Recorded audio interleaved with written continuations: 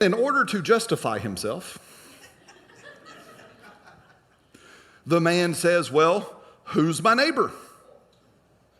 And Jesus famously begins to tell the story of the Good Samaritan. There was a man who journeyed from Jerusalem to Jericho and fell among thieves. The thieves beat the man half dead and robbed him of his goods and left him in a ditch. It says that a priest passed by and noticed the man and kept on going. It said a Levite passed by, noticed the man, and kept on going. But there was a Samaritan who passed by and saw the man and had compassion, it says, on him. And he went to the man and cleaned his wounds and poured in oil on the wine and set him on his own donkey and carried him to an inn and cared for him that night and left money ahead and say, take care of the man. And if this isn't enough to cover the bill, when I return again, I'll pay whatever's left over.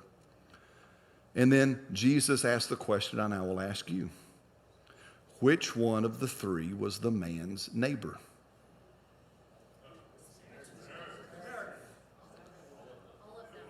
They were not.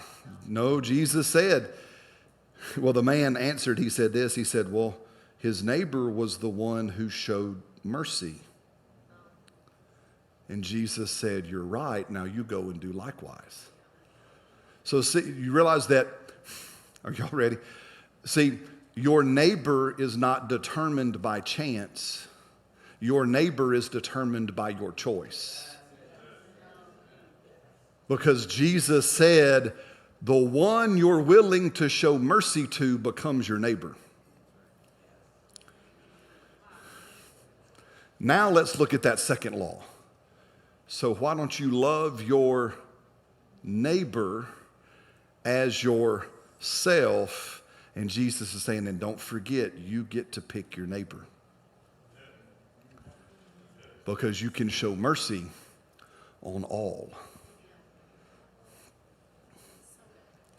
Are you with me? Man, times are running short on me.